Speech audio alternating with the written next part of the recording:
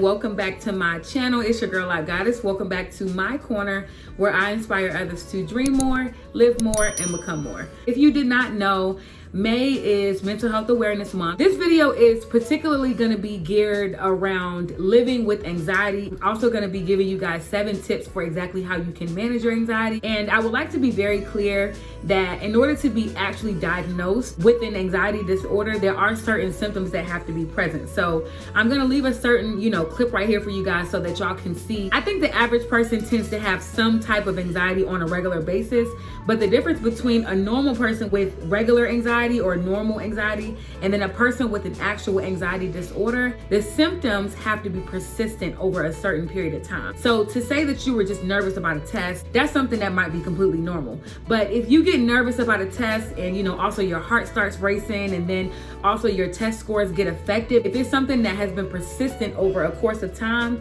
then you may actually have an anxiety disorder that's related to tests. It can be test anxiety. That's a thing if you didn't know. Test anxiety is a thing. So yeah, again, in this video, my goal is to just kind of try to show you guys exactly how you can live with your anxiety, how to face your anxiety while also not allowing it to take over your life. In lieu of spreading awareness about just mental health and how to properly take care of yourself, I really wanted to record this video. Again, as y'all already know the drill. I got my notebook here and I have a few notes on all the things that I'm going to be touching on. So the first thing that I wanted to touch on is acceptance. It's kind of hard to really accept the fact that you actually might have some type of condition. Now, just like I said earlier, I don't want you all to think that I'm just saying, oh, just because you get nervous from time to time, that automatically means that you have anxiety.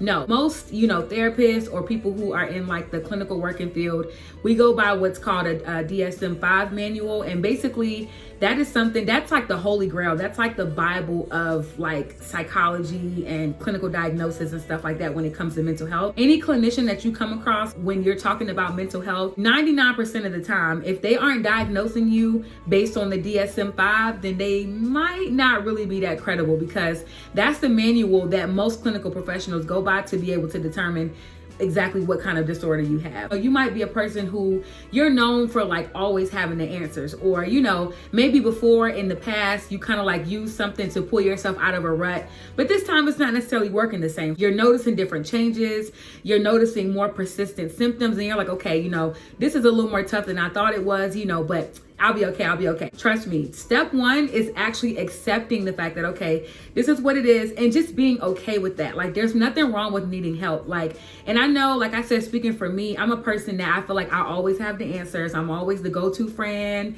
People come to me for advice and stuff like that. So in my mind, I always got it all together. I don't need no help. I'm good. But the reality is that sometimes your strong friend needs help too. You know what I mean? Like, there's nothing wrong with you reaching out for help. You will be setting that example for other people to also go and seek that help as well. Even if you were raised in a household, like I'm sure a lot of you guys can attest, like if you were raised in like a Black household, mental health, like growing up, it's not really something that's talked about. Everything is like very, very heavily like faith based, like so when you're feeling down, when you're feeling sad, when you're feeling out of it, when you're not yourself, the number one thing that you do is pray about it. Absolutely agree with that 100%. Like I'm a person that's like 100% faith-based all day. However, I'm also a firm believer that you can believe in God and go to therapy, period. So the next thing on my list after acceptance is acknowledging it. Don't ignore it. Don't suppress it, because to be completely honest, like when you've gone so long, like months or years at a time with just suppressing it, that can actually be more detrimental than it can be helpful, because it's just like a ticking time bomb,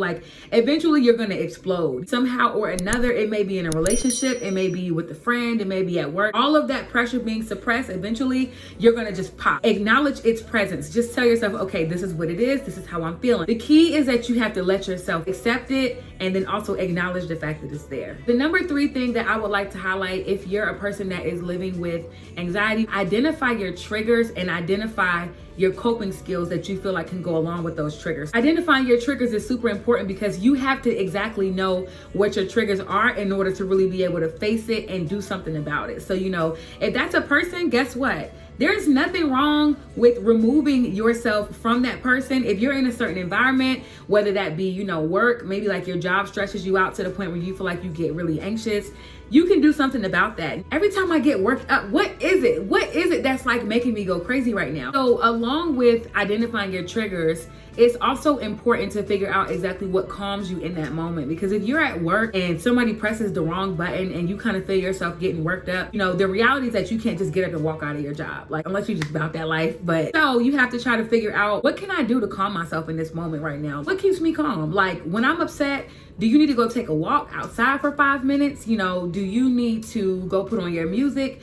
Do you need to just go in the bathroom and take a 5-minute breather? Coping skill is just something that helps calm you in the presence of anxiety, in the presence of depression. If you feel like you're having an episode, or if you feel like you're experiencing one of these symptoms and you are kind of freaking out because you don't know how to calm yourself down, a coping skill is something that is excellent to help kind of bring your level from like a 10, you know, you trickle down to like a 5 at least, and then you can work your way back down to feeling, you know, back to yourself and back normal again. Different coping skills can be, like I said, going for a walk, taking a 5-minute break, meditate, pray, read a book, coloring. Actually, you'd be surprised, y'all. I know coloring sounds childish, but I have a coloring book. Matter of fact, I'm about to show y'all my book. This is my book. I got it from Michael's for, I think, like $12 or something like that. And I know that's kind of a lot for a Ooh, markers are just flying right now. I know that's kind of a lot for a coloring book, but it was kind of worth it. Have I used this thing a whole lot? No, honestly, I'll be honest, I haven't. But I will say this thing definitely works. It helps calm you down, and it also helps you focus. So, because there's so many different little things. I would say also self-care, you know, like if you feel like you've kind of had a day full of triggers where, you know, people was trying you at work, you know, you about to Miss Sharita got one more time to try you at work, and that's gonna be the end of it, right? Don't let Miss Sharita get you to that point. You know, introduce Miss Sharita to your coping skill and let her know that she is not about to get up under your skin. I don't care how trifling this year has been, you are gonna prevail this year. You're not about to lose your job for going up somebody's head. I would say something that's super important that I've even tried to adapt more to lately is self-care. Now I know right now it's kind of funky because of the whole quarantine, so everybody's scared to go out, but you can always, you know, try to do some things that are like self-care in your house. If you're about that life and you're ready to go to the nail salon, maybe you can go get your nails done, you know. Do it safe, take a sanitizer, sis. Don't be out here getting COVID. Identify your triggers, have a coping skill, and learn how to utilize those coping skills. So number 4 of the 7 things that I would like to give you guys about how to manage and live with your anxiety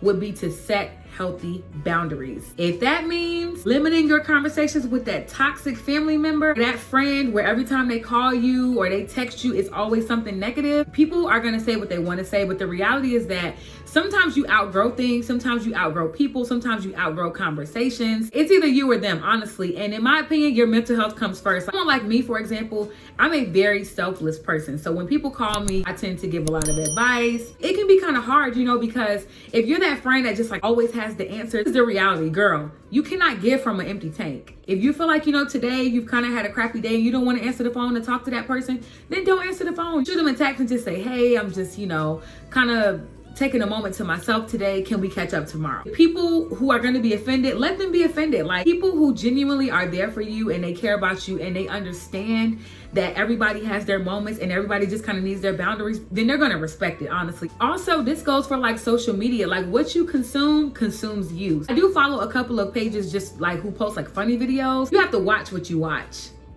Yes, write that down, y'all. Write that down. Tweet that and like tag me or Instagram it and at me. You have to watch what you watch, honestly. Now, don't get me wrong. Every now and again, I will go to the shade room to just like see what's on there, you know, blah, blah, blah.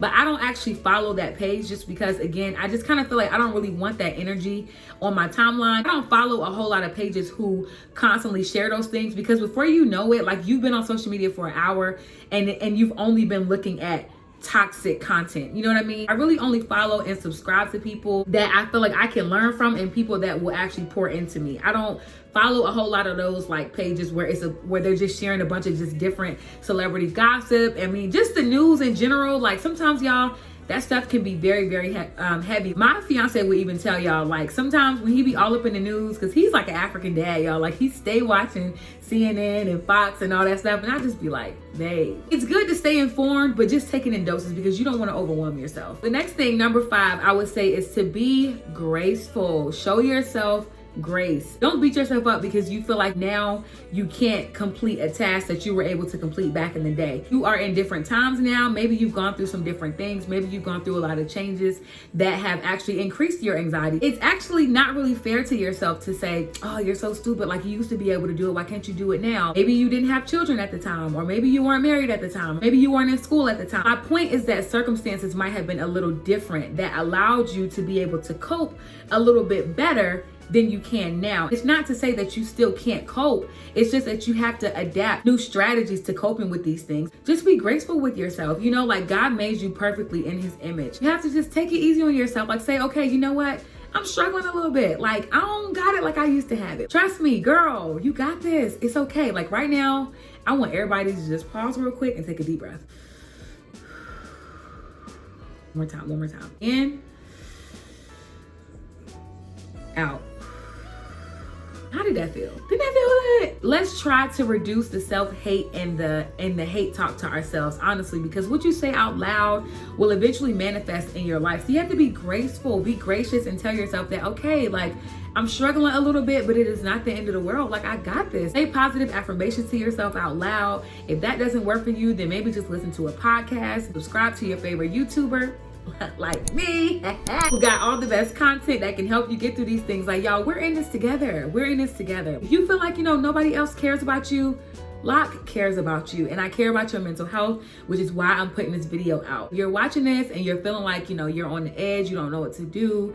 You came across this video for a reason, sis, so take advantage. Next point that I would like to touch on is mindfulness. Now, if you guys aren't aware, or if you've heard of mindfulness before, but you don't really know what it is, in summary, mindfulness is basically a practice that you teach yourself every day where you focus on just yourself in that present moment. Mindfulness helps you focus on one thing at a time instead of trying to focus on multiple tasks at a time. So if you're like texting and driving, for example, or talking to a friend on the phone and washing the dishes at the same time. One of my favorite YouTubers that I found, I would say about 2 months ago now, her name is Rowena Sai. I hope I'm saying her first and last name right. But yeah, she is awesome. And she does a lot of content related to mindfulness, relaxation, resetting tips, getting your life together, organization, lifestyle. Like, that's her. Finding her channel was like one of the best things ever, because she's the reason why I started reading one of these books called Atomic Habits. One of my favorite quotes about her that she often talks about is day by day, step by step, putting one foot in front of the other. Mindfulness is super important because a lot of times we tend to focus on the bigger picture. We want to know what tomorrow's going to hold.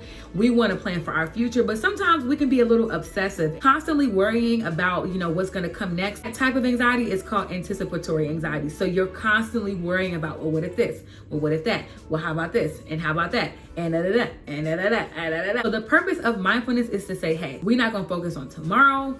We're not going to focus on what we did yesterday. We're not going to focus on the mistakes that we made in the past.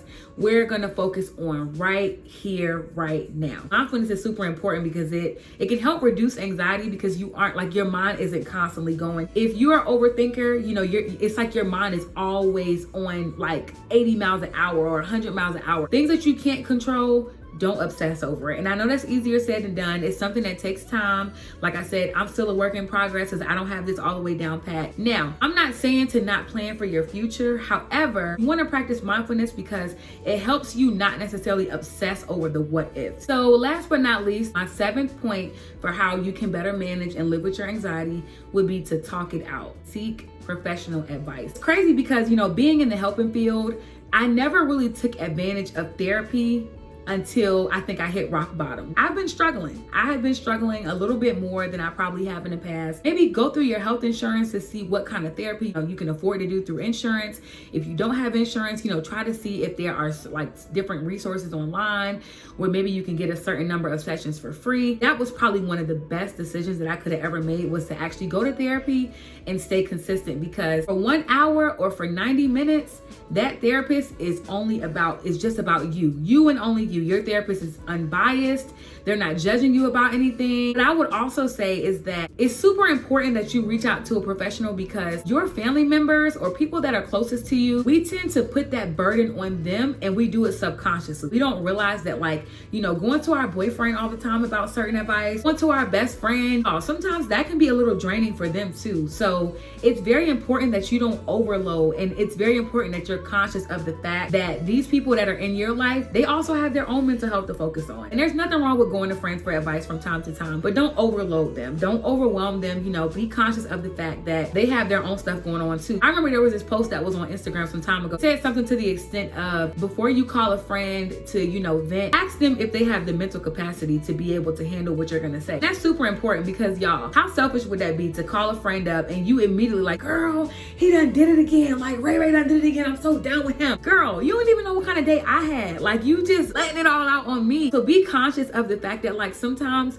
the people closest to you kind of need a little break too. And you don't want to be labeled as that toxic friend, seriously. To add to talking it out, I would say to be transparent with those around you. I recently just came out, you know, to my partner about how, like, intense my, you know, mental health symptoms were. I think that was actually a moment that me and him were able to bond a little bit better, because we're like we were already really close, but I think this has helped us bond in like a whole new way. If you have a friend that you're comfortable with, sometimes it's really good to just be a little bit transparent. Say, hey, I think I'm like struggling a little bit more. I've never really felt like this before. I don't really know what to do. They might have had the same experiences, so they can help you out in ways that you never even knew, because you have kind of always been the friend to have it together, so you ain't want to say nothing to them. It's crazy, because I can definitely say, like, being on social media and being more transparent about my mental health, y'all, there have been some people that have reached out to me who have just been like, you know, Britt, thank you so much. I'm glad to know that I'm not the only one. You're not the only one. I am right here with you. Like, I know exactly how you're feeling. So with that, I want to just leave you guys with the point that feelings are like waves. They come and go. You are not alone. You are a warrior. You are a fighter. You will get through this day by day, step by step, one foot in front of the other. Sis, you got this. And if you guys would like more mental health content from me, definitely comment down below, subscribe to my channel, like this video, and that is going to be it. Bye, guys.